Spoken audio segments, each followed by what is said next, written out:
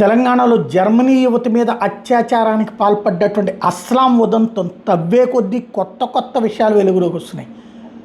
వీడి దగ్గర స్పెషాలిటీ ఏంటంటే 2018లోనే ఒక బాలిక మీద అత్యాచారానికి పాల్పడ్డాడట. ఫోక్సో కేసు పెడితే అరెస్ట్ అయ్యి జైల్లో ఉన్నాడట.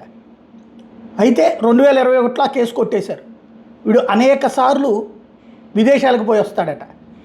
అక్కడ ఉద్యోగం చేయడం, అరబ్ కంట్రీస్లో దుబాయ్కి వెళ్తాడట. అక్కడ కొన్ని రోజులు ఉద్యోగం చేయడం, డబ్బులు సంపాదించడం, ఇక్కడికి రావడం, ఇక్కడ ఇక అరాచకాలు చేయడం. వీడి మీద ఈవ్ టీజింగ్ దగ్గర నుంచి గొడవలు అనేక కేసులు ఉన్నాయట.